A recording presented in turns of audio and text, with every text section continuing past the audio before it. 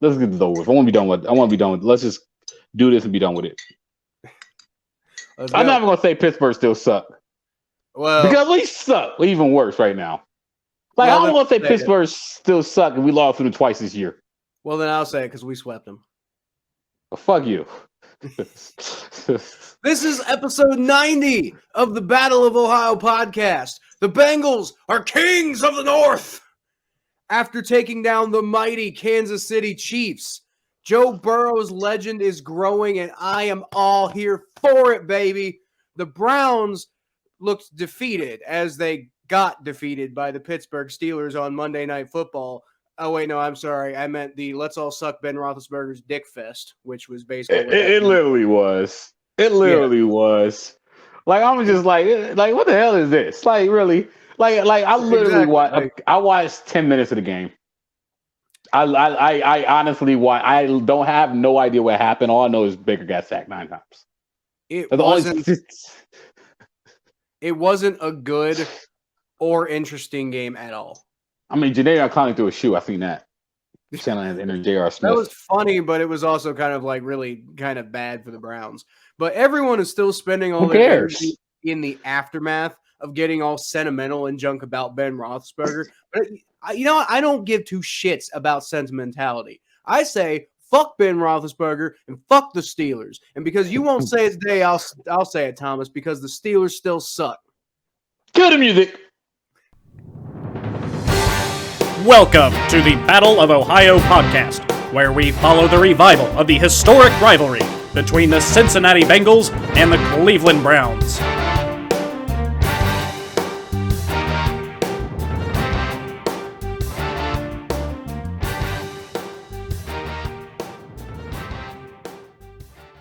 By the way, how was your vacation?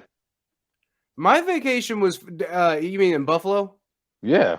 That was just the greatest, fantastic. And you know, it was even better. I think I might have mentioned it on this pod on the last episode. No, I didn't because we didn't do this podcast last week.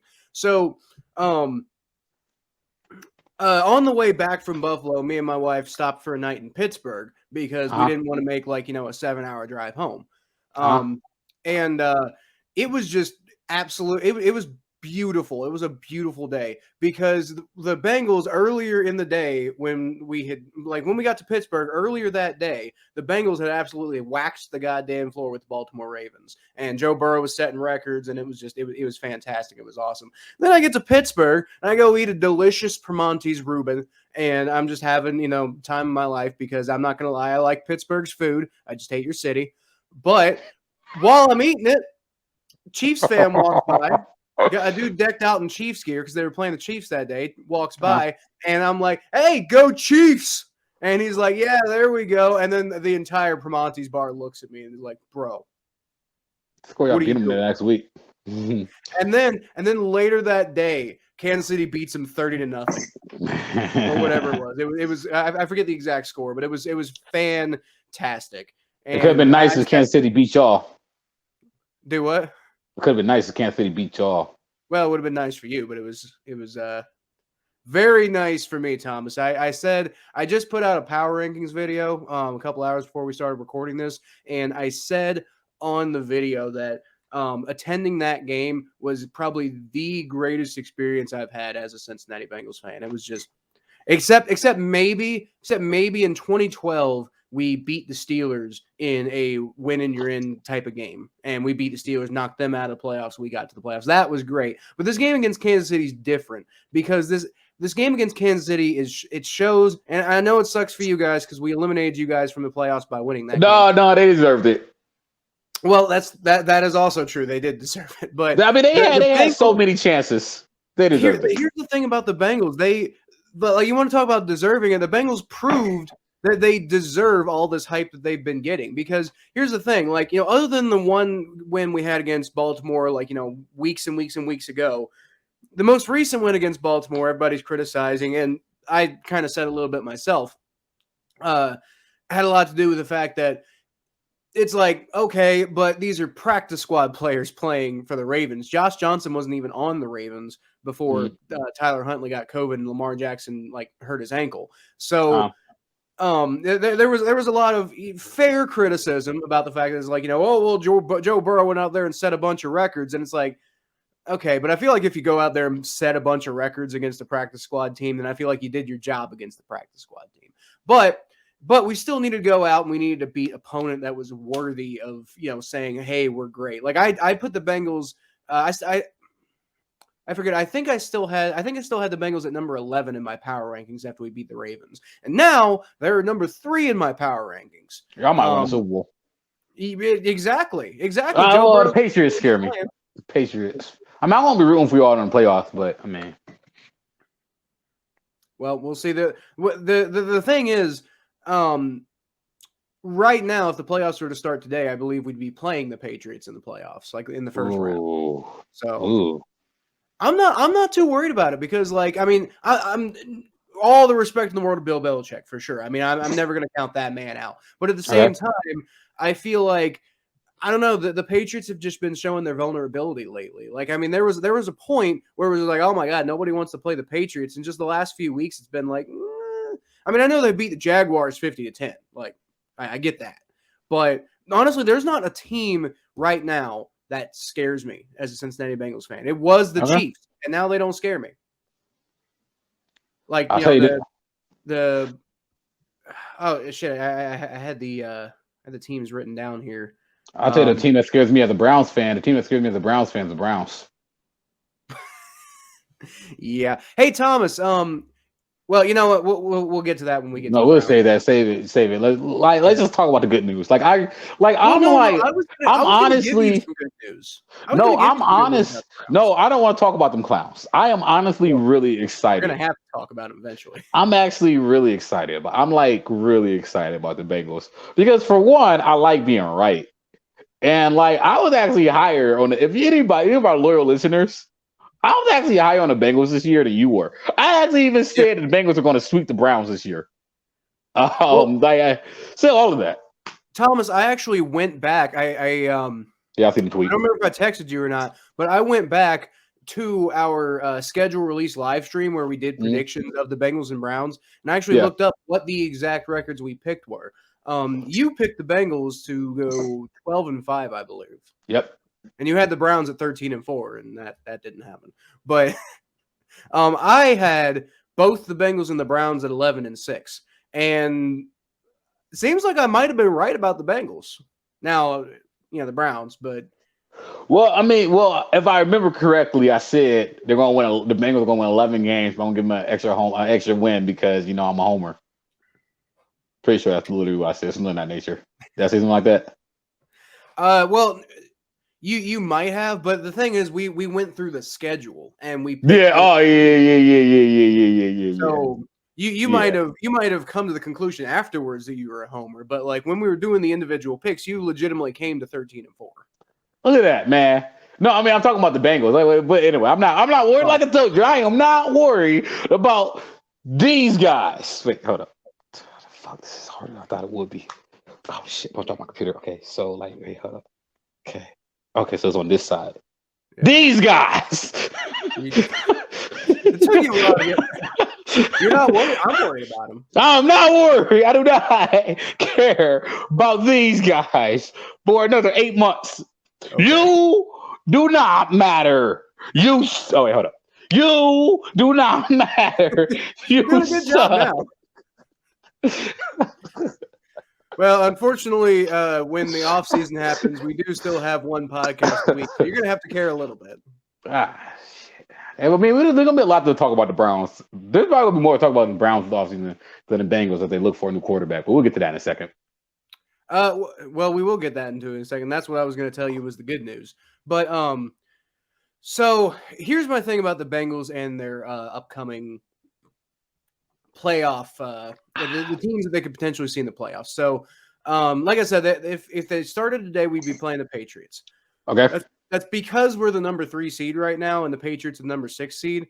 Now, if we beat the Browns next week, then we'll probably stay the number 3 seed because you got the Chiefs playing the Broncos, and then you got the Titans playing the Jaguars. So the Texans. The Titans playing the Texans, and then the Colts playing the Jaguars. So like I have a feeling the Bengals probably don't have much of a chance at the number 1 seed. Now, it is possible. It is possible if the Chiefs lose to the Broncos and the Titans lose to the Texans. I get those teams mixed up like they're the same team. They're not too far off. But the point being, I think it's pretty unlikely that either of those two teams are going to lose their games next week. If it happens, we could be the number 1 seed next week with a win over the Browns. And the Browns, the Browns don't care. I'm gonna beat us. That's going to be an interesting game because I think I think it's going to be Brandon Allen versus Case Keenum. I want to see Caloletta on the Browns. Man, I want to see him play. Shoot, I want to see Case Keenum play next week. Play Caloletta. Loletta time. Thomas, I'm not gonna lie. I thought in my head I'm thinking Kyle Lowry. And I'm like, what the hell are you talking about? No, I'm talking about Kyle Loletta. I'm talking about the guy the preseason that we were all talking about. Okay. No, I want to see Kyle Loletta. I want to see Kyle Loletta play. That'd be interesting.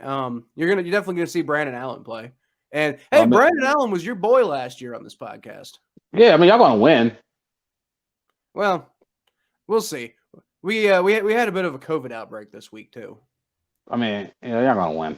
I mean, the Browns have a don't give a damn breakout this week. Well, we'll see. I don't know.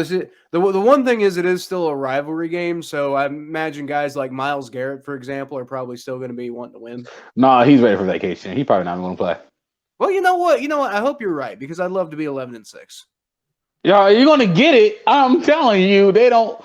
Like, I'm literally telling you, this team, literally, when y'all beat, when the Browns lost to the Raiders, and I was at that game, I watched the whole team just have the world like in their hands. Like, yeah, we have first place.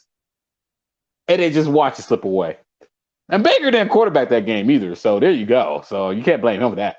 And then when I watched the Packers game, I watched them have the Packers on the ropes right there. And they lost that game.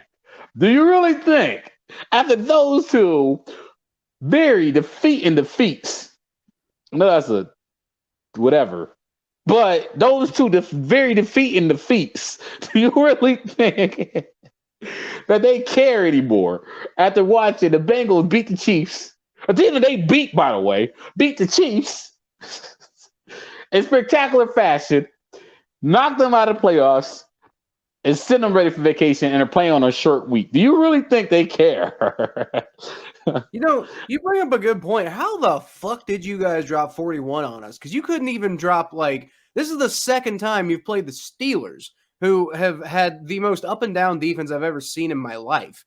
They didn't care yesterday. They barely score any points on them. Because they didn't care yesterday. I don't think Kevin Stefanski cared yesterday. They did not care. 4 weeks ago when they lost 15-10? Yeah, probably. Yeah, they did. They did when they lost 15-10. But they didn't care yesterday. They definitely didn't care yesterday. They didn't make much of a difference. I know that's how bad they are. That's how good but bad they are. It's a losing organization, and I'm going to get into why they're a losing organization in a minute. But let's keep on talking about the Bengals. Let's talk about the good stuff. Let's keep on riling up. That's how bad the Browns are. But you want to know how good the Bengals are, Thomas? Joe Burrow, right now, after 16 games, has finished. Now, he's got another game. Well, he probably won't play next week. But after 16 games in a season, Joe Burrow has not just broken, but shattered the Bengals' all-time passing yards in a season record with 4,611. Over the last 2 games, Thomas, he's thrown for 971 yards in 2 games. He's a baller. 8 touchdowns. That performance against the Ravens was sensational. I mean, that performance against the Chiefs was really good. But what's crazy about it is he's doing this right before the playoffs. Get ready. Oh, Get ready, Cincinnati. I'm so happy. I think one thing I'm happy about. I'm so happy we didn't play y'all in the playoffs because, secretly in my head, I'm gonna be real with y'all. Secretly in my head, I did not want to ever play Joe Burrow in the playoffs. At least not yet. Not his first playoff game because, I just know Joe Burrow is just gonna go off in the playoffs. Well, the only time we have ever seen Joe Burrow take part in playoffs at any level, because obviously his high school team did not have televised playoffs, at least ones that I saw. I watched him at the state championship game. I went to Joe Burrow's state championship game. Yeah, I did. That's why I became a fan of him. I've been a fan of Joe Burrow. Yeah, that's why I like Joe Burrow so much, because I've been a fan of Joe Burrow since before he was even in college. Fun fact, I went to his high school state championship game. Yeah. I was a fan of his dad when I was in college, but I didn't know. What I'm saying. I mean, I don't know how you didn't. He was kind of a big deal at OU. I don't really pay too much attention to high school football. I'm not gonna lie. I pay more attention to high school football than I do college football.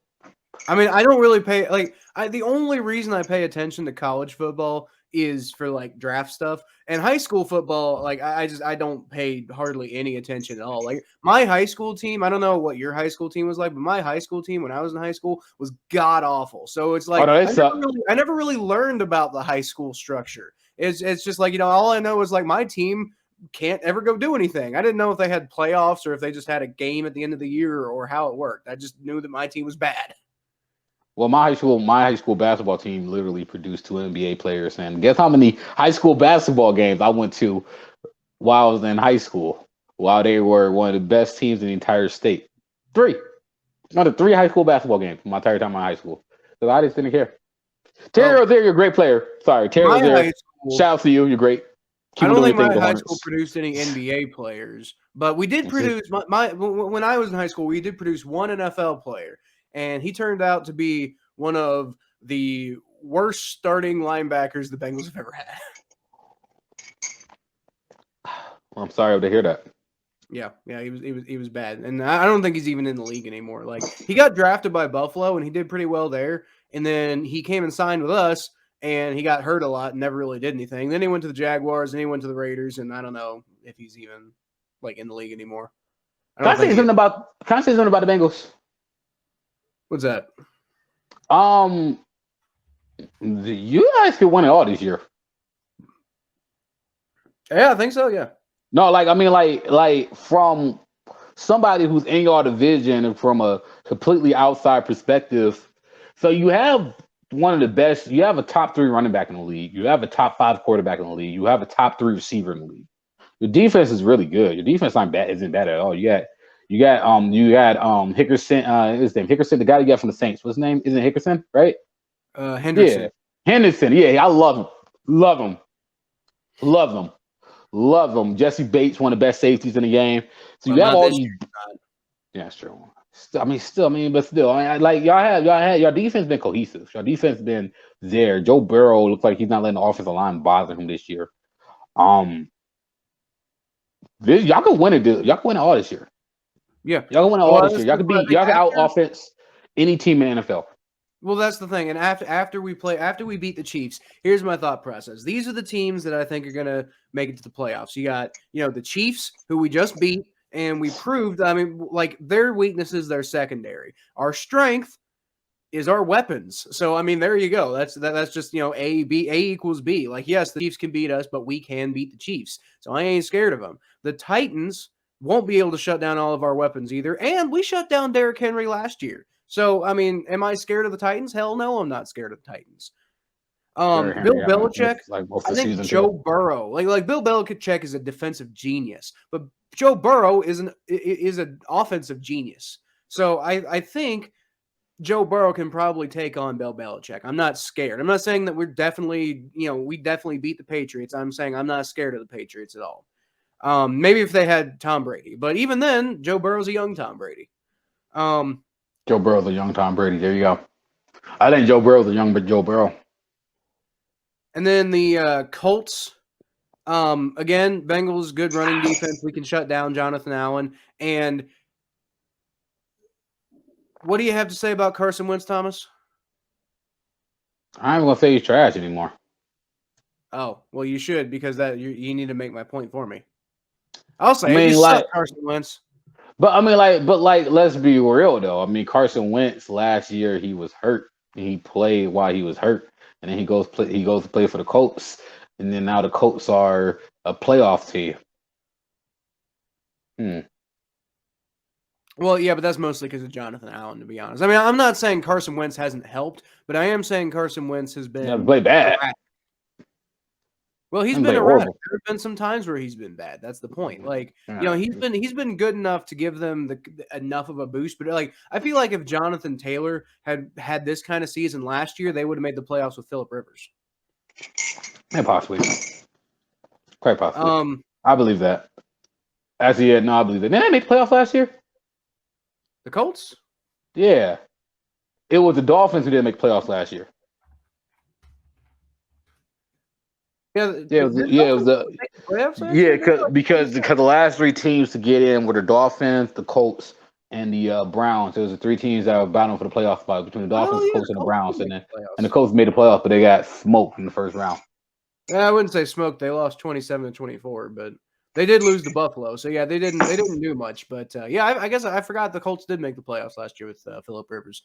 Yeah. So I mean, who knows? They might lose in the first round again this year. Probably will. But I mean, I'm with you. Like I would still take it. You guys over the Colts. I think y'all a better team than the Colts. Then if we play the Chargers, I said it when we lost to the Chargers before. I said it on this podcast. I said if we play the Chargers again, I think we could beat them. Because the Bengals, honestly, in that game, they beat themselves. You know what the Bengals haven't been doing in this 3-game winning streak we've been doing lately, Thomas? Beating ourselves.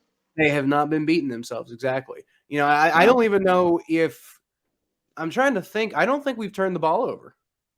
And then the Raiders could make the playoffs if they beat the Chargers. But we already beat the Raiders, so why can't we do it again? And then Darren Waller is on IR. So, I mean, like, that's the one thing that they'd have that would, I don't know how we would cover. They don't even have Darren Waller. I don't know how they're going to beat us. And then the other teams that could make it are the Steelers and the Ravens. Do you remember what we did to the Steelers and Ravens this year, Thomas? I don't think the Ravens gonna make the playoffs. So just shut that up. Well, yeah, they're neither of them are going to make the playoffs. But neither of them want to. The Steelers have a 5% chance, Thomas, and the Ravens have a 2% chance. So it is possible, technically. The Ravens lost 5 in a row. It would involve. Okay, well, first of all, one of those two teams is going to have a chance because they play each other next week, and then. But with both of them, it would require the Colts losing to the Jaguars. By the way, I was right about the Ravens losing their last 5 games. By the way, when I said that, I was like, I don't think the Ravens are going to win another game for the rest of the season. After the bye, the Ravens won't win another game for the rest of the season. Like after that Browns loss, I was like, ladies and gentlemen, the Ravens won another game for the rest of the season. And he was like, well, they might win one. They might be. They're like, no, they won't win a game for the rest of the season. And look, you know what? If anything comes for this NFL season, I'll be happy to be right about that. Right. I said that. We got it on tape. I said it with confidence, too. I was like, the Ravens will not lose another game for the rest of the Ravens will not win another game for the rest of the season. And he was like, well, I don't know about that. Like, wait, let me look at the schedule. Like, okay, well, all right, you know what? They'll probably lose 4 out of 5. Like, nope, they're gonna lose every single game for the rest of the season. So Thomas, who do you think's gonna come out of the NFC? In the Super Bowl?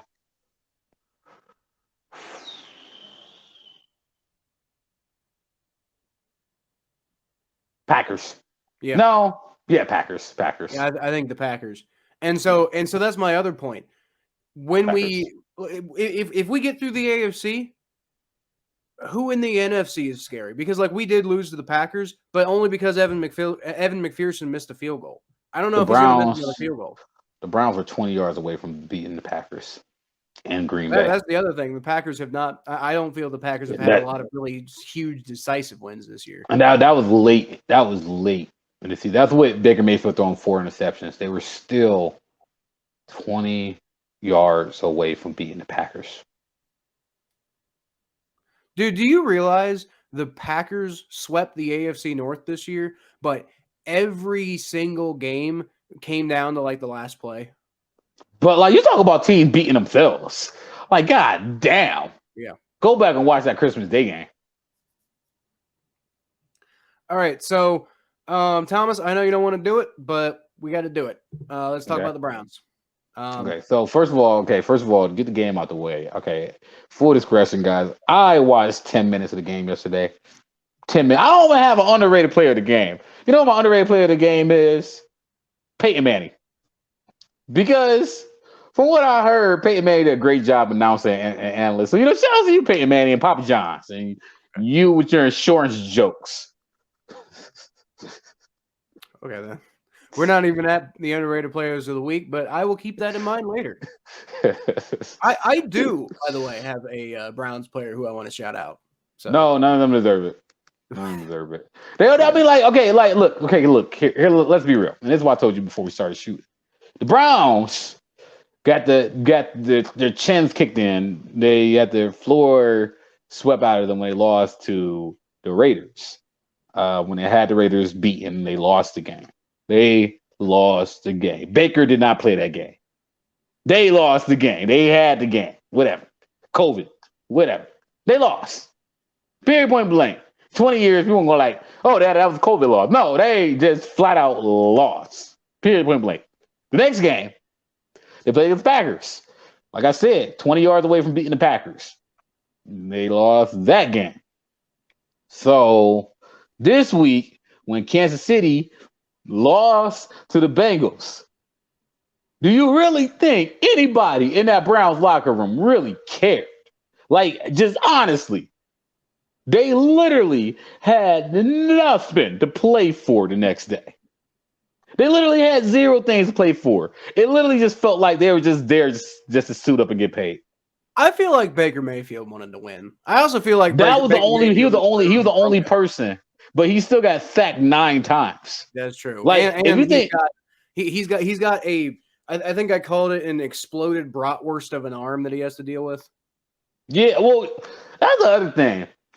Because I'd rather spend this segment talking about Baker Mayfield than I would talking about that loss. So here's my analyst for the Browns-Steelers game. They lost. They didn't care. They literally did not care. Jeremiah Owusu-Koramoah. They didn't care. I'm not gonna lie. What did you say? They looked like they didn't care. They literally did not care. They literally, I think Jadeveon Clowney didn't care so much he tried to get thrown out. He was trying to get thrown out of the game. He was like, "Good, throw the shoe. Okay, ref, throw me out. Come on, throw me out, ref. Possibly. Throw me out of the game." That's the most logical thing. That was literally what I thought in my head when we threw that shoe. I'm like, this man tried to get kicked out of the game on purpose. And then what happens? Kevin Stefanski brings him to the sidelines. You know what happens? Kevin Stefanski's literally laughing with Jadeveon Clowney. I swear to God, go back and watch it. They're on the sidelines laughing. He's like, yeah, I threw that motherfucker's shoe. He's like, oh, it don't matter. What the hell are they playing for anyway? Like, what does this game even matter? Who on the Browns is trying to prove anything? Nick Chubb ain't trying to prove nothing. Myles Garrett ain't trying to prove anything. The only person, like you said, who had anything to prove that game the only person in that game that had anything to prove that game was Baker Mayfield. That was it. That's why they let him get. Yeah, and they let him get sacked 9 times. So Thomas, I got one point I want to make. So can we talk about the quarterback situation? That's it. I want to talk about that. I think we should spend more time talking about that. That's more important. We can get to that in 1 second, but I have one question for you because you brought up an interesting point before we started recording, and I wanted to hear your. It sounded like you're about to go on a rant about it, so I want to hear your thoughts about this. Why was this game worse than a preseason game? Because a preseason game, right? A preseason game, you're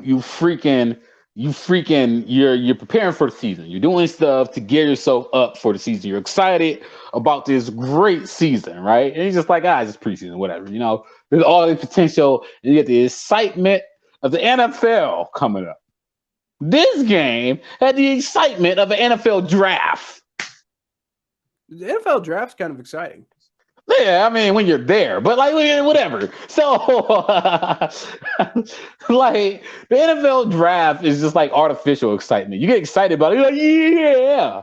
And then you go home and be like, damn, I just spent 3.5 hours watching people get their name called. I like streaming it. I mean, let's be real. But I mean, it's fun. I'm not going to blow down the NFL draft. I watch it every year. I love the NFL draft. It was a fun time. It's fun when it's in your city. I tell you that for sure. And that was with a pandemic.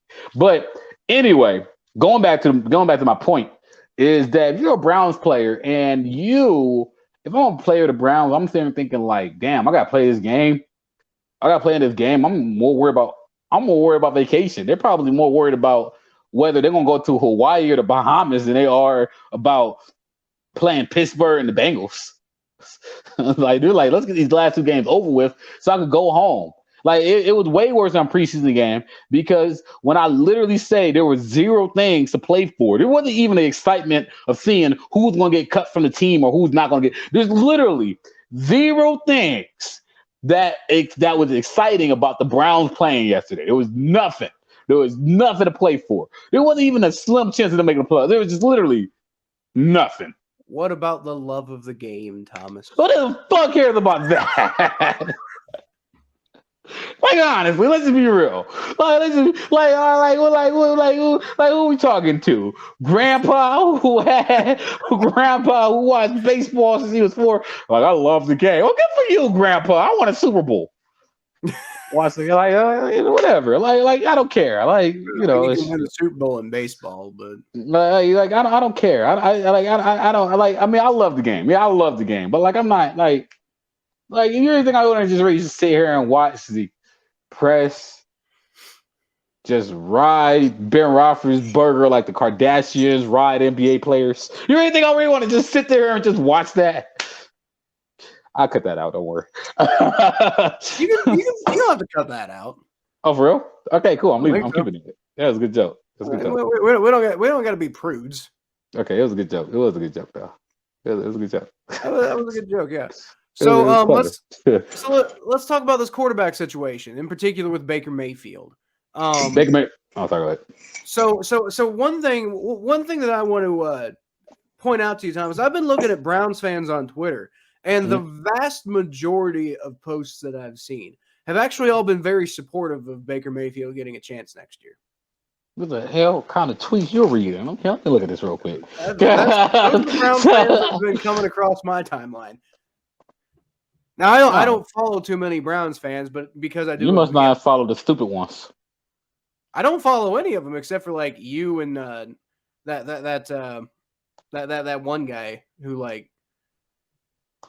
Oh well, I think I follow Daniel because I had him on the podcast last week, but I think I follow like one like I think his name's Nick or something like that, like Nick Van Pelt. I think I follow that guy. But I don't follow too many Browns fans. I think it just knows that I do a Bengals Browns podcast, so it like recommends Brown stuff to me every once in a while. Or every once in a while I'll talk about the Browns, so they'll come up with Brown stuff too. I don't know. Well, I am looking at somebody just tweeted. Somebody just tweeted. I didn't see a Browns tweet. Somebody just tweeted as a 40-year-old Browns fan. I just thank God that we didn't have social media when we suffered through the drive and the fumble. I can only imagine the hate that would have been cast upon those guys from these keyboard warriors. By the way, I'm gonna be real with you, I know you think that I know you said that a lot of Browns fans are supporting Baker Mayfield, and there has been some supporting Baker Mayfield. I've seen it, but the majority aren't. I'm gonna be real with you, the majority aren't, and that guy, that guy just tweeted. Shout outs to Ken Emling, whatever. Shout out to you. He's 100% right. Baker Mayfield and Emily Mayfield have been receiving death threats from Cleveland Browns fans. Like not just one or two, they've been receiving like freaking death threats. Like people who've been like freaking hating on these people. Like this isn't Baker Mayfield played his last football game in Cleveland. Like I'm and I say that with a lot of confidence. Baker Mayfield played his last football game in Cleveland. Like I'm like 100% about that. And this is why I'm so doom and gloom about this. This is why I'm so doom and gloom about this whole thing. Because Cal, I said this, I've been saying this since the Packers game. And we've been tweeting about it. We've been texting each other back and forth about this. Is it the organization or is it the quarterback at this point? I really want to know because I said that I believe if Josh Allen played for the Browns, he would not have lasted as a Brown longer than 2 years. And I firmly agree. I firmly believe that because I absolutely agree with that. Because Baker Mayfield threw 27 touchdowns and broke the rookie quarterback record his first year in the league. Josh Allen had a worse season than that his first year in the league. If Josh Allen had the season that he had in Cleveland, Cleveland would have ran him out of town his first season. For sure. Because the fans, because these are the people that you're dealing with. This is Cleveland that you're dealing with. This is a loser's mind. This is a loser's atmosphere. This is a loser's mindset. This is reactionary, not factual. So, in reality, what the Browns should do, what me and you both agree they should do, the Browns, they should do, and they should have done, and they should have set Baker Mayfield down when he tore his labrum. And they should give him a 1-year franchise tag to prove himself. That would be the most logical thing in the world to do, because this guy still had 30 touchdowns and 9 interceptions just a year ago and led you to your first franchise playoff win in 20 years. He turned around the losingest franchise in all of sports. He did that. He had a huge hand in that. Y'all can say, oh, it's Nick Chubb and Kareem Hunt. No, like Baker Mayfield had a huge hand in last season, a huge one. He was a product. They would not have done that without Baker Mayfield. That's just a firm fact. And he tore his labrum this year, and I just can't imagine how hard it is to play with a torn labrum. I'm saying that with just logical reason. You could be like, oh, well, you know, he's hurt. He's playing hurt. You know, it's not his throwing arm. No, he had a torn labrum in his left shoulder. Anybody who had a torn labrum before knows how freaking badly that hurts. He played through it all year while getting tackled on it, while getting stuff in the mud on it, while getting sacked 9 times on it, while having knee injuries, all this stuff. He wasn't healthy. So I don't think that this season was a fair assessment on Baker Mayfield. Now, shame on him for playing on that torn labrum, but I don't think that this was a fair assessment of Baker Mayfield. I don't think that this season was a fair assessment of Baker Mayfield. Personally. Well, here's the thing. Shame, to an extent, yes, shame on Baker Mayfield for playing through a torn labrum. But shame on, and I hate to say this because I've sung his praises basically the entire time we've done this podcast, but shame on Kevin Stefanski for letting him play through that. Like at some point, as a coach, you got to save your player from themselves. This is where this gets devious. This is where this gets fun, because we're talking about the Browns here. We're talking about the Cleveland Browns organization. This is why I get back to the fact that the Browns are a losing organization. How do we know it was Kevin Stefanski playing Baker Mayfield? And this is all speculation. This is all 100% speculation. But how do we know that it was Kevin Stefanski that wanted to keep playing Baker Mayfield? Who else would it be, Thomas? I mean, we do have an owner who listened to a homeless guy to draft Johnny Manziel. You think Jimmy Haslam himself gave a direct order? I think it's very possible. I'm not saying it happened. I'm not saying whatever, but I think it's very possible. And this is all speculation. This is rumors. And I know I'm just some guy on a podcast and whatever. But like, even if he didn't, fine. You know what? Look, let's say Andrew Berry and Kevin Stefanski were the ones who were like, fine, Baker, go ahead, play. Right? Let's just say those were the people who said that, right? The leaks, the immaturity on Twitter, and we talked about this with the Steelers, but the Browns in reality doing the same thing. And people at least other players on the Steelers team chewed each other out. Like you got players' wives tweeting the fans. You got players' dads tweeting at fans. Like the players are literally communicating. The players are literally airing their dirty laundry out with the fans. That is not a winning organization. And every single time, Kyle, you got on his podcast, you talked about the drama that the Cincinnati Bengals went through, the drama that the Bengals went through, or the drama that the Steelers went through. You know why I always laugh? I didn't laugh because it was bad, because sometimes it was bad and funny. But I laugh because the Browns always have worse drama because the Browns are a bad organization. It comes from the top down. And when you don't have a winning environment, when you are half-assing everything, you can see it in the stadium. The stadium is okay. It got a nice exterior, but you got an interior, it's bland. And these owners got all this money, and the Cavs Stadium, the Indian Stadium, or the Guardian Stadium are state-of-the-art stadiums. And the Brown Stadium is this bland piece of shit. It's just small things like that you start to notice. It's just small stuff.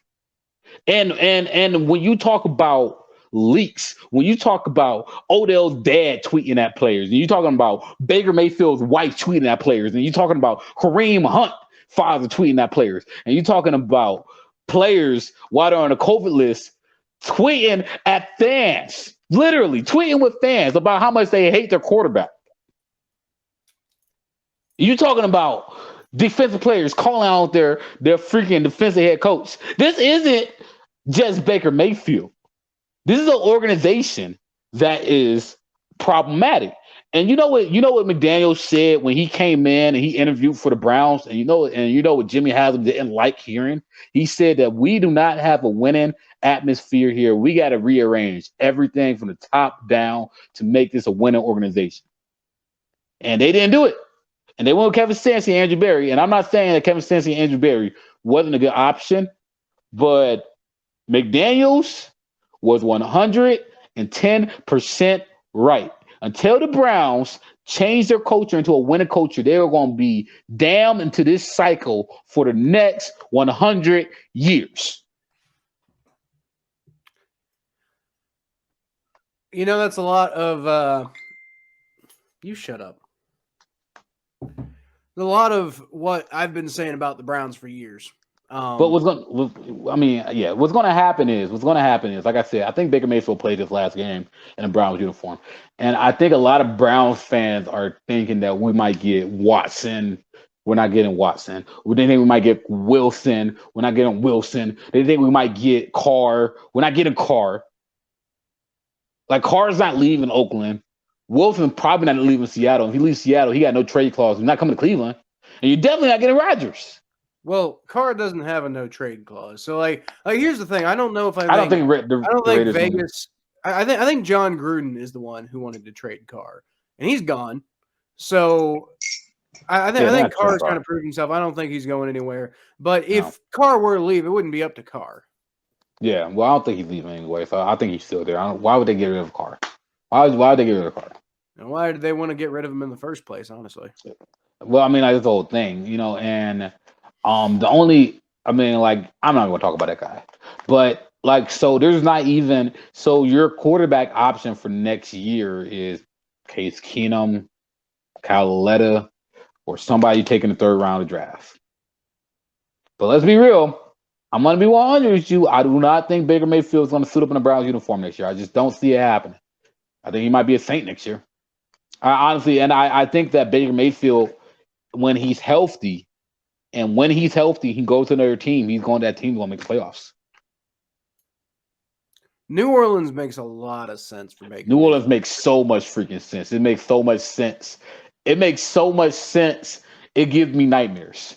Yeah. It makes so look, let me tell you how much it makes sense. It's literally Drew Brees. We're literally watching Drew Brees' story play out. But it's not even just that. And, we talk about the inconsistency of Baker Mayfield. But I would argue that Baker Mayfield had to fight the most off the field stuff out of all those quarterbacks, and the fact that he even lasted this long is astounding. He had to play with two of the worst coaches in NFL history. He played all season with a torn labrum.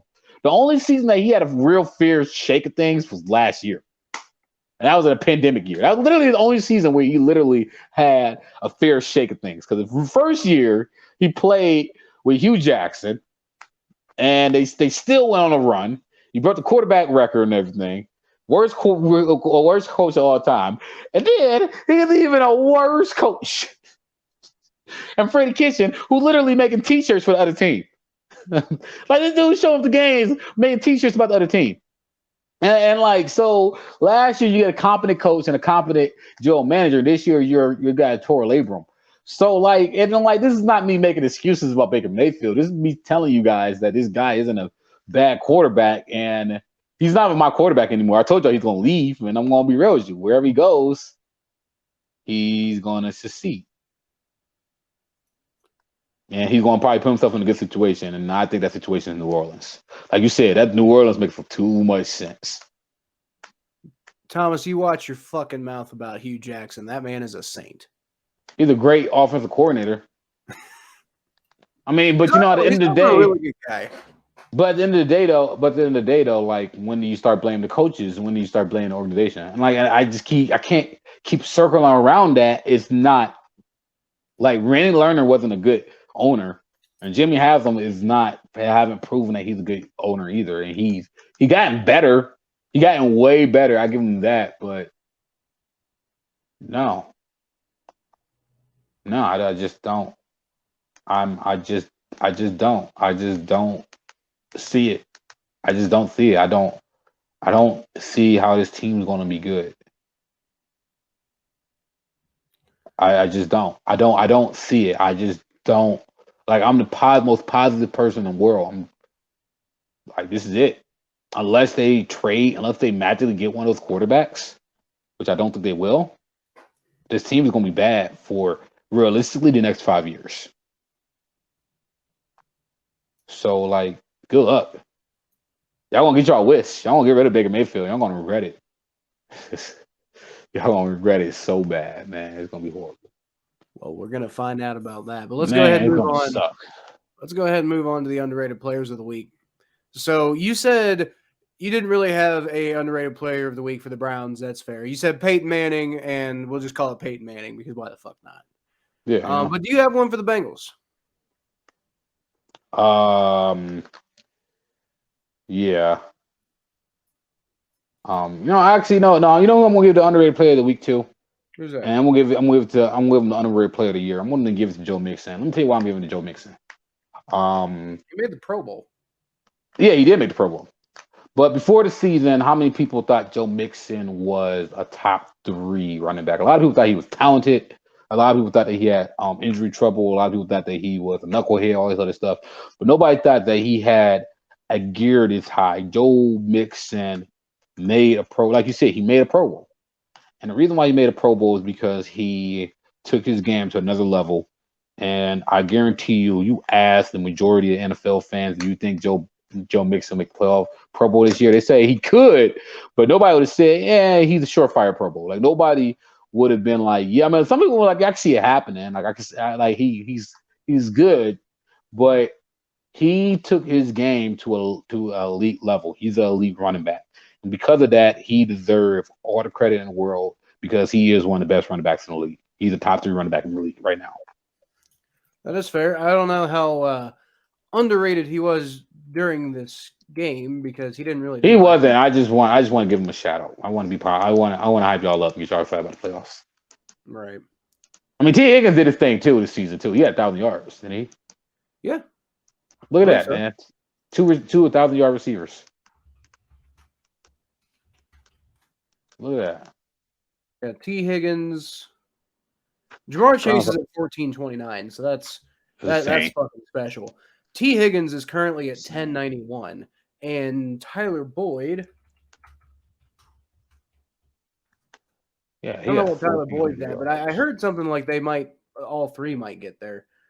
Tyler Boyd is currently at 828. So if he has 172 yards against the Browns, he might. So he probably not. He might. The Browns don't care, dude. They're ready for vacation. They're gonna be like, go ahead, Tyler Boyd. Send us to vacation. So my underrated player of the week for the Browns, and I did find one, Thomas, was AJ Green. No. Because first of all, I wanted AJ Green in the draft. I just wanted to point that out. Like, I mean, it may have had something to do with the fact that his name was AJ Green, and I thought it'd be cool to have 2 AJ Greens on the same team. And then now we don't even have 1 AJ Green on the team. But the Browns cornerback AJ Green allowed a 0.0 passer rating this week. He was just completely locking dudes down. Yeah, Chase Claypool didn't do a damn thing against AJ Green this week. AJ Green also kind of accidentally injured Grant Delpit, but still. Yeah, that one hurts. Oh, I hope he's not. I hope the injury is not horrible. But it looked bad. It looked really bad. He came back in the game. Oh, Grant Delpit came back in the game? Yeah. That's how little I watched that game. I wasn't joking with y'all when I said that I literally just didn't care. Well, if the Browns season really is already over, Thomas, then I mean it's like, it is over. Any injuries that happen now, unless they're like catastrophic injuries, you're probably gonna have you're gonna have plenty of time to heal up from them. So yeah, well, that's true. Yeah. All right, so my underrated player of the week for the Bengals is Jackson Carman, the offensive guard. And I think I might be repeating myself here, but I really don't fucking understand how on earth we are not starting this kid. I mean, I understand, he's he's a little bit erratic. He's got some penalty issues, and those penalty issues occasionally pop up at really bad times. I get that he's a little undisciplined, but compared to what we have otherwise at the right guard position, now maybe left guard because Quentin Spain hurt his ankle and he won't be playing against the Browns. So you probably have Jackson Carman starting at left guard this week. But Jackson Carman, every time this dude is run blocking, not so much pass blocking. He's kind of up and down in pass blocking. I think he's better than Hakeem Adeniji, who is currently the one starting. But the run blocking is where he really excels. And it's like every time the Bengals have a run in Jackson Carman's direction, he just plows the fuck through whoever he is blocking. I mean, he drives dudes 10 yards downfield. And I'm just sitting here like, how the hell are we not starting this guy? And in particular, how the hell are we not developing this guy? We're sitting here talking about like, oh, we got this big weakness on offensive line, in particular, this like on the right side, because, Riley Reif's hurt for the rest of the year and we got nobody reliable at right guard. Well, you know what? That's partially because we're not developing the right guard we drafted. I don't understand what we're doing here. Jackson Carman's been playing pretty damn well this year. And yeah, he hasn't been perfect, but he's a rookie. I wouldn't expect him to be perfect. I don't know, man. Like I'm worried that, first of all, I don't really have too much to worry about because the Bengals are on the fucking scene now. But if I did have one thing to worry about, it'd be the fact that we just spent a second-round pick on this dude, and we have these massive offensive line problems, and we don't seem to be fucking doing anything with it. Like I don't understand the logic. I don't. We should y'all save him to be a playoff hero. We don't face playoff game. Hey, now that would be cool. So, Thomas, let's go ahead and real quick. We don't have much to talk about because there was only one game. Well, I guess technically there were two games. There's only one game that mattered in the fantasy league. So the fantasy championship came down to me and Jordan Heiser of Jungle Bungles. And congratulations. Yep, congratulations to Jordan Heiser for winning. He lost. You what? I thought you were going to say, yeah, I won.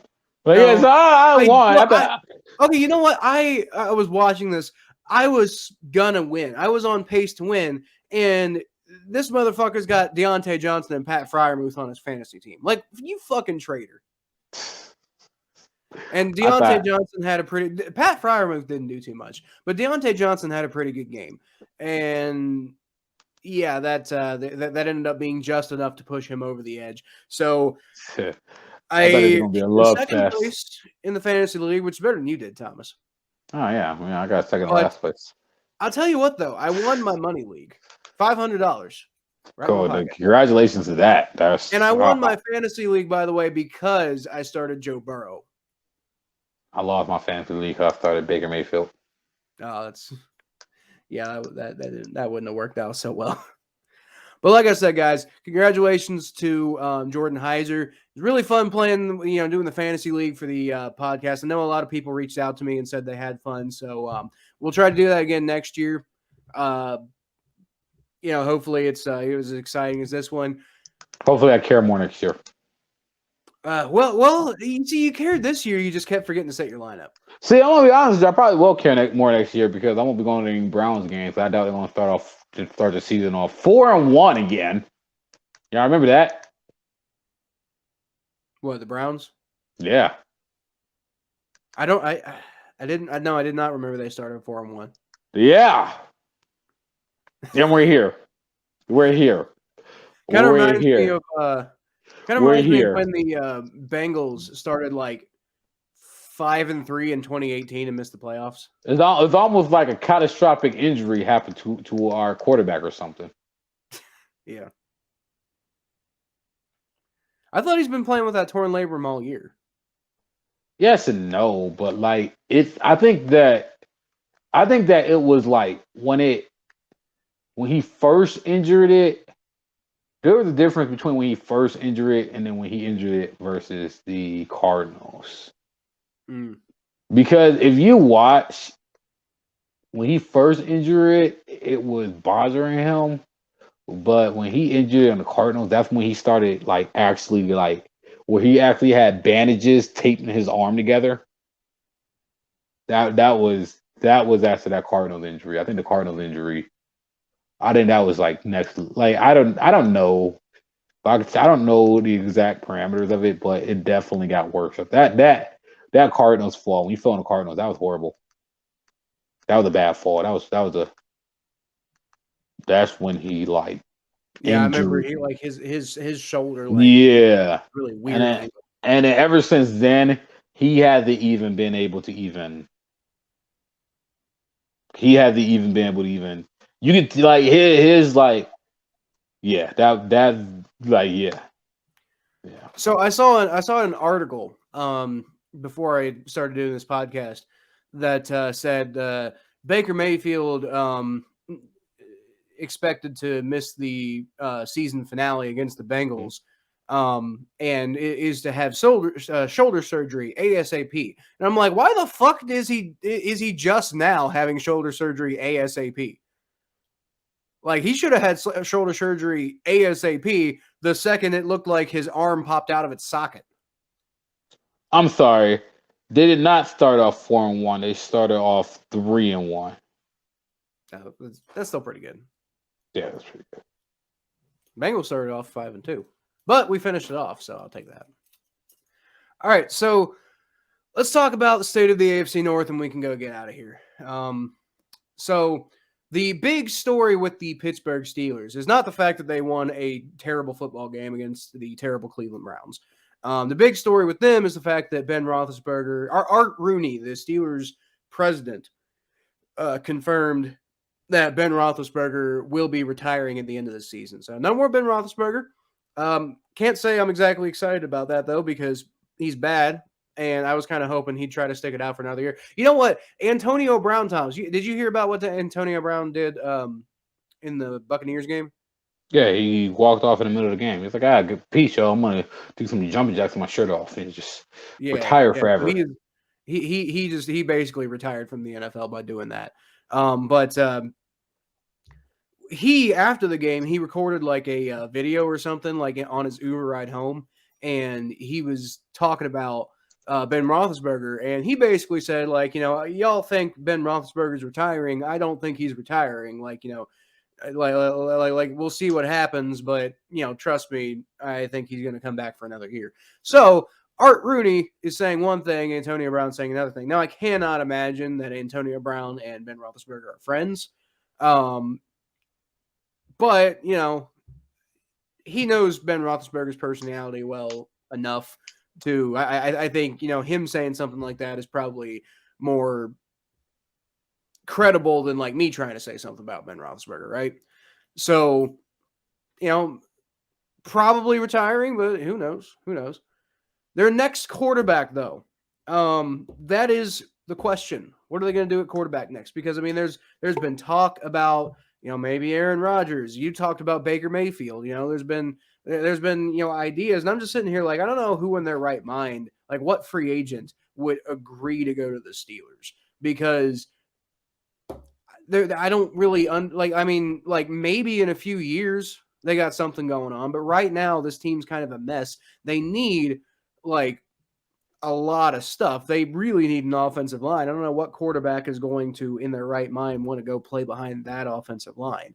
So especially, I mean, maybe Baker Mayfield if the Steelers are willing to commit to him for a few years, but I don't think a guy like Aaron Rodgers is going to go to the Steelers because Aaron Rodgers wants to go win now, and the Steelers are not, I think, a team that's ready to win now. I think the Steelers maybe could get back if they make all the right decisions, maybe get back in a couple of years. I don't think they're going to be ready now. So it comes down, I think, to them taking a quarterback with their draft pick, which is going to be somewhere between 14 and 18, depending on what happens next week against the Ravens. So quarterbacks who might be available at that point include Malik Willis from Liberty, Desmond Ritter from UC, and Carson Strong from Nevada. No, I think Desmond Ritter is going to be a Brown next year. You think Desmond Ritter will be a Brown? That'll be interesting. I don't know. I don't know. I just know they're going to draft they're going to draft a quarterback, dude. That's inevitable. But I think I don't know. I think just start the process over again, man. I'm about to cry, man. Like, oh my God, Kyle, I'm in purgatory with this team. Yeah, they're drafting a quarterback, sure. Out of those three quarterbacks, the only one I really believe in is Malik Willis.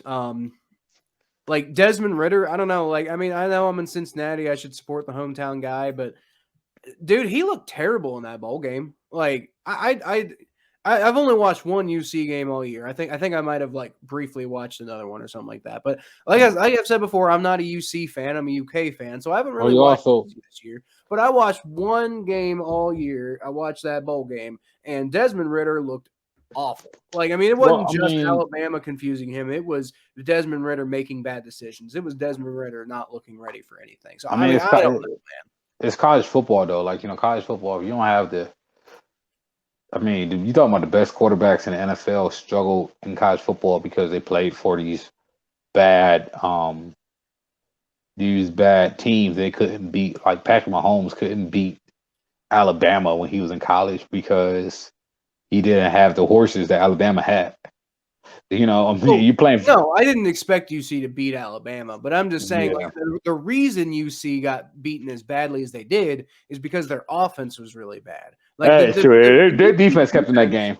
Exactly. The UC defense actually did a pretty good job, but Desmond Ritter in the UC offense was god awful that whole game. And so, like, I mean, like, if you want Desmond Ritter, I guess. I mean, I know you want Baker Mayfield, but I mean, what I'm saying is like I don't want a single quarterback at this draft, honestly. Yeah, this is not a good draft for quarterbacks. I mean, like draft one, get ready. Maybe Matt Corral, but he just got hurt. I mean, Sam Howell's all right, I guess. We're going to draft one, get ready. I think Carson Strong, out of those three quarterbacks I mentioned, Carson Strong's probably the most fits the Pittsburgh Steelers system the best out of those three quarterbacks. I think Malik Willis is the best player of the three, but I think Carson Strong probably fits the Steelers scheme the best. Hey guys, I need to take a second to tell you about NordVPN real quick. I'm sure you've all heard about it because they're everywhere, and it's for a good reason. This is the absolute best, sleekest, and easiest to use VPN out there. Trust me, I've used a few different VPN services for various reasons, and this is the one that I settled on because honestly, it's like I said, it's the sleekest and easiest to use. It takes 10 seconds to just go get it set up, get connected, and get yourself on a new server somewhere around the world, and then you have access to all of these regionally blocked things. And in addition to that, I personally get a little weirded out by everyone with the basic knowledge of systems and hacking having access to my information.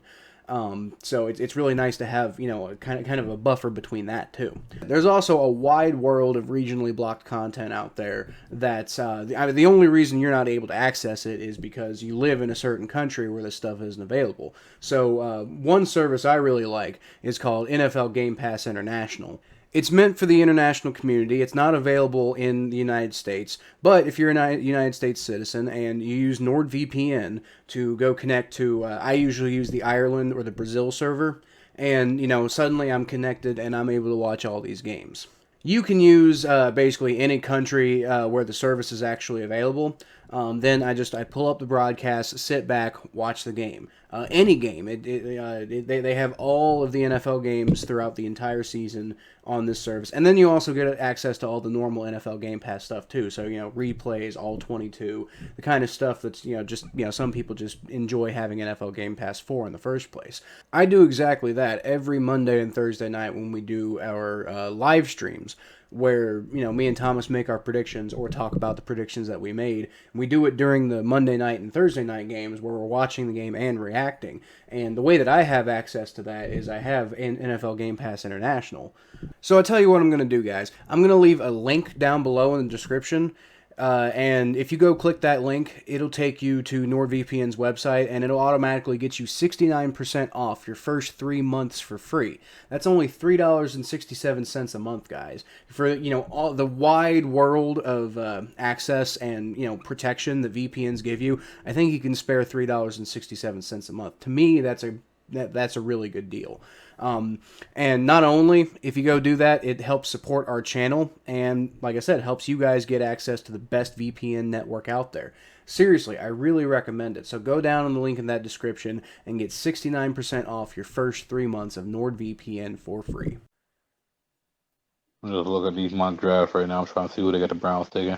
Well, everybody got the Browns taking our receiver out of Ohio State. Chris Olave? Maybe they won't. No, Garrett Wilson. Maybe they I mean, Andrew Berry's a smart dude. Maybe he won't give it to Baker Mayfield, unless you have. I mean, unless you have a good backup option, don't do it. But I just don't think that you can bring Baker Mayfield back to this fan base, and I don't think the fan base realize how toxic they are. Like, the Browns are the most toxic fan base in the NFL. Like, and I get that they're passionate. I get the passion. But the passion is so damn high, it's toxic because, Cal, people are stupid. People are really stupid. Now add passion to that stupidity and add emotions to that stupidity. And imagine how far they are going to go. That passion fuels that stupidity into dumb ambitions. I literally watched this city run people out of town because of sports. There's no way Baker's playing next year for the Browns. There's nothing, because the mob don't want Baker in Cleveland anymore. Oh, that's like the most deflating thing. Like that's more deflating than seeing I'm telling you, it's more deflating than seeing what's it called? Joe Burrow getting hurt. Because like when Joe Burrow got hurt, dude, it was like he's gonna come back. I knew he would come back. They'd be fine. He's gonna come back, he's gonna be fine. But this is decision making. How do you fix that? Who's gonna heal our decision making? Oh, I'm gonna pray. I mean, here's the thing. If me and you were sitting here, like, pretty easily from a logical standpoint agreeing that Baker Mayfield is the Browns' best option at quarterback next year, then I would think Andrew Berry probably sees that too. So I mean, I understand what you're saying, like the mob and and how can the Browns face Cleveland if they bring Baker Mayfield back? But I mean, are we trying to win football games or are we trying to make people happy? Dude, it's the Browns. It's the Browns. If the Browns wasn't a losing organization, they would have never.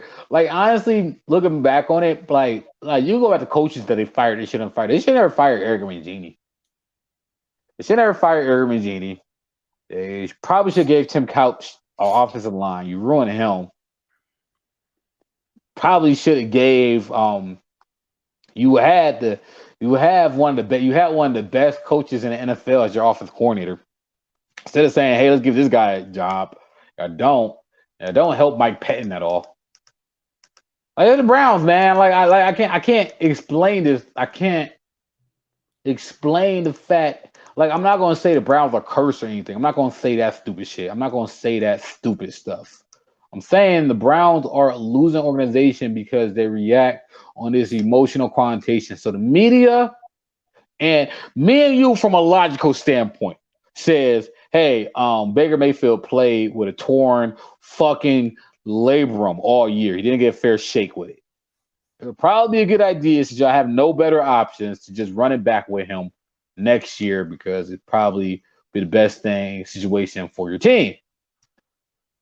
Now the Browns, they're hearing from the media that Baker Mayfield isn't the guy. They're hearing from the fans that Baker Mayfield isn't the guy. Even though they might even think, you know what, look, maybe Baker Mayfield is our guy. We just let's at least see what he is when he's healthy.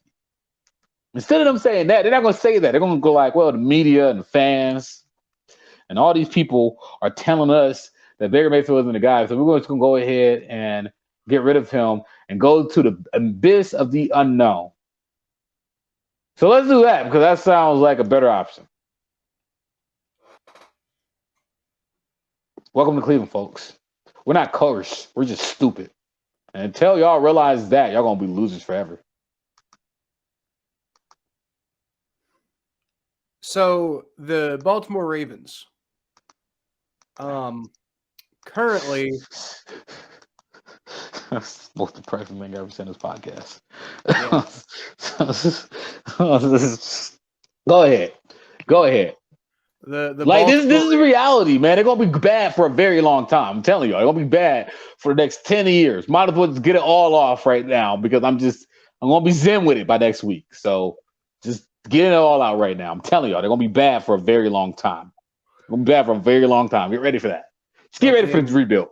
In 5 years, when you're saying the Browns are 2 years away from winning a Super Bowl, I'll bring that clip up. But it's gonna be at least 5. They're gonna be rebuilding for the next 5 years, at least. This is not like a quick fix. Oh, we're back in it. No, this is y'all gonna watch y'all about to get ready for this rebuild. So the Ravens, to wrap up the state of the AFC North. The Ravens. Let's talk about something positive. Well, this isn't necessarily positive. Well, actually, I guess saying negative things about the Ravens is fun, but yeah, it is. Yeah, of course. So the Ravens are currently still eligible to make the playoffs, but out of all the teams, I think in the entire NFL who are still eligible to make the playoffs, the Ravens actually have the lowest percentage chance actually doing that. Per 538's ELO rankings, they currently have a 2% chance to make the playoffs. So wow, it is possible. But you know what it would take, Thomas? It would take them beating the Steelers next week. Then it would take the Raiders beating the Chargers, which honestly, I actually think that one might happen. Then it's going to take the Patriots beating the Dolphins, which that one's also probably going to happen. But then it's also going to take the Jaguars beating the Colts. Like that one probably not going to happen. I'm kind of hoping the Colts and the Colts. Yeah. Isn't the Colts? No. I'm kind of hoping the Chargers and the Raiders tie so they both make the playoffs. Wait, what? If the Chargers and the Raiders tie, they both make the playoffs. Is that right? Yeah, stupid fact of the day. Who's not rooting for that? Hold on. No, that's not right. No, isn't that the game? Yeah. If they two teams tied, if the Chargers and the Raiders tie, then the Chargers do make the playoffs. The Raiders still have a chance at making the playoffs, but they do not automatically make the playoffs. Okay, well, I'm still rooting for that. Well, rooting for ties in general, just for the sake of chaos, is always fun. But yeah, man, the Baltimore Ravens, they're as close to being completely out of it as they could be. And they're fans, Ravens fans. I've been talking to Ravens fans. Ravens fans are almost as bleak as Browns fans right now, which is insane. It's like, get over it. Like y'all don't even know what pain is. But right now, at least as far as just 2021 goes, Ravens fans are pretty bleak right now. None of them they're all like, oh, the season's just, terrible wash and everything's awful and blah, blah, blah, blah, blah. And it's just like, guys, Shut up. Like, this is a Bengals-Browns podcast. You want to know pain. And I know the Bengals aren't exactly very painful right now, but trust me, I've been through it. It isn't gonna be bad for a minute.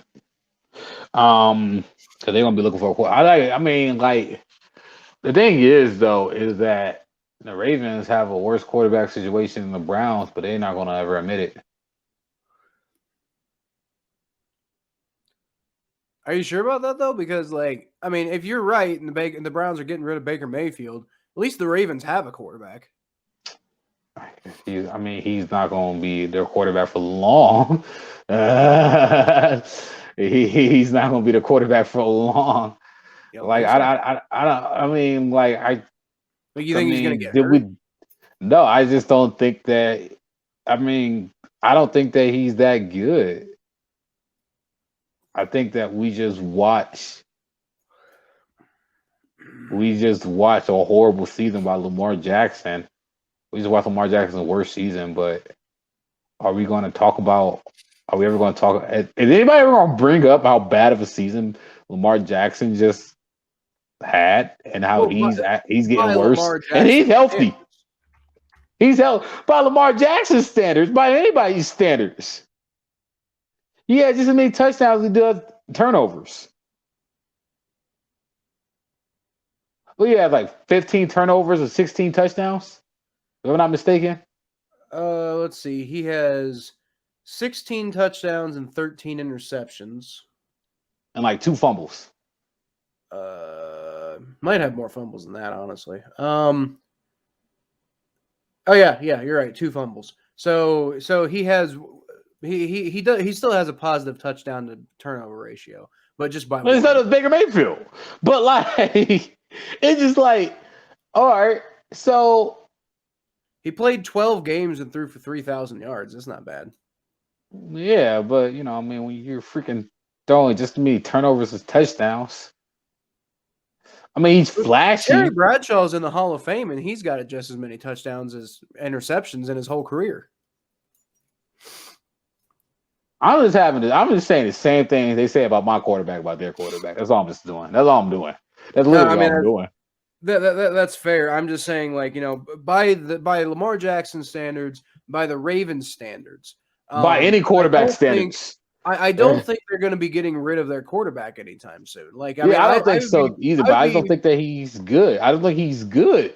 He's healthy. I don't know. I think he's good. I do think he's overrated though. Like, I think he's athletic. I think he's fine. I think he's athletic, and that matters. Yes, I think he's athletic. But all right, I still rather my quarterback be able to throw the, like, for me, I'm sorry. Like, I rather my quarterback be fat and able to throw a ball consistently down the field and throw with precision. I rather my quarterback be that and not be able to run around than have a quarterback that can run around the pocket and freelance and throw a little 80-yard dime every 10 throws. Well, he did throw 36 touchdowns and 6 interceptions in 2019. Yeah, and Baker Mayfield in 2020 threw 30 touchdowns and 9 interceptions and led the Browns to the playoffs, but that don't matter. Well, I'm just saying all the same things they're saying about my quarterback. I'm literally saying all the same things that you can say about Baker Mayfield. You can literally say about Lamar Jackson. Literally can. Except he's inconsistent. Yes, he is.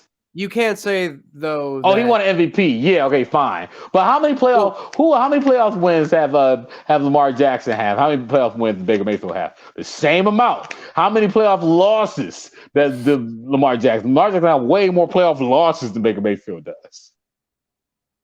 That's a fact. And he had just as many wins. So like I'm really sitting here trying to figure out, why aren't we having this same conversation with Lamar Jackson when he's turning the ball over? Why aren't we having this same conversation when Lamar Jackson getting more and more figured out every single season? Where Lamar Jackson plays for a great organization, a great coach.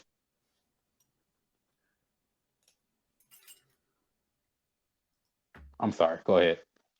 No, you're not interrupting me or anything like that. No, I mean, I'm just like, cause like I feel like I hate her, but like you know what I mean? Like I don't like I want to like I wish I had more.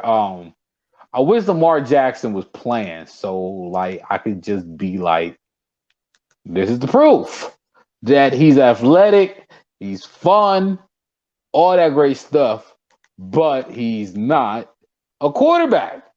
He's not a quarterback. He cannot. There are things that quarterbacks could do, and I think that this whole idea, people get enamored with the athletic quarterback so much that I just think that there's more. The most important thing for me for a quarterback is being able to consistently throw the ball down the field with your arm. I think that's the most important, lead the offense. And those are the two most important things about a quarterback. I think knowing the offense, knowing the playbook like it's rocket science.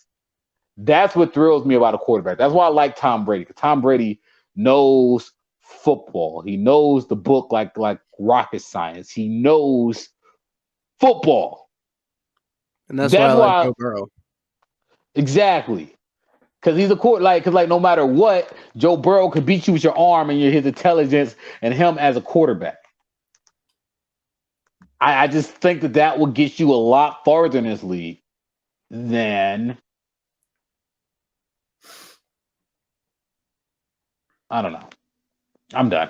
I'm in a crappy mood anyway. All right. Well, that I think is a good place to leave off. We've been going for a little over an hour now. So that's going to do it for this episode of the Battle of Ohio podcast, guys. Thank you so much for listening. You can always find more of what I do at Kyle Phelps 92 on Twitter, facebook.com/the Phelps. My Bengals coverage at atbnetwork.com /Cincinnati Bengals. And my YouTube channel, which is just Kyle Phelps. You can always find more of what Thomas does at You can always find more of what Thomas does at T_star94 on Twitter and Instagram. And you can find him on TikTok and YouTube as the Thomas J Network. It's good Shout out to you. Subscribe to both of those two things. Hell yeah. All right. But that's all we got for this week. So I will leave y'all with an emphatic, because we are kings of the AFC North. Hooray! Yeah, go Bengals. Seriously, I'm rooting for y'all. I'm like legit rooting